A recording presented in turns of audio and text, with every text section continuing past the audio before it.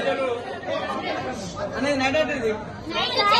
తాగే నీళ్లు, ఇది వంట నీళ్లు, ఇది పరిస్థితి. స్నానాలకు తాగండి లేకపోతే లేదని చెప్పి దౌర్జన్యంగా ఇలా మొత్తం కూడా ఈ తెలంగాణ రేవంత్ రెడ్డి ప్రభుత్వం పూర్తిగా పిల్లలను వాళ్ళ ఆరోగ్యాలు గాలికి వదిలేసి ఈ పరిపాలన కొనసాగిస్తుండు.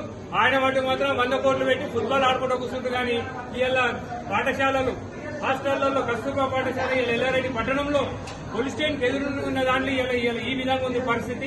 వాళ్ళ పిల్లలందరూ కూడా ఫోన్లు చేసి రావడం జరిగింది. వాళ్ళందరూ కూడా అడుగుతా ఉన్నారు అసలు ఏం చేస్తుంది ప్రభుత్వం ఉందా లేదా అని చెప్పి. గతంలో కేసీఆర్ గారు ప్రభుత్వం ఉన్నప్పుడు మేము 3 నెలలకోసారి 6 నెలలకోసారి పిల్లలతో వచ్చి మేము భోజనం చేసేవాళ్ళం. కానీ ఈ రోజు ఎవరు చూసేటోళ్ళు లేరు. ఎంతసేపు వాళ్ళకు ప్రభుత్వం వచ్చింది అధికారం అనుభవించడం తప్పితే పిల్లల బాగోగులు చూసేది, వాళ్ళ ఆరోగ్య పరిస్థితి తెలుసుకునే పరిస్థితి లేదు. ఇప్పటికైనా ముఖ్యమంత్రి గారు మీరే విద్యాశాఖ మంత్రి ఉన్నారు, ఇమ్మని స్పందించి ఇక్కడ ఉన్నటువంటి ప్రిన్సిపల్ మీద చర్యలు తీసుకోకపోతే మేము రేపు కలెక్టరేట్ కూడా ముట్టడి చేస్తామని హెచ్చరిస్తా ఉన్నాం.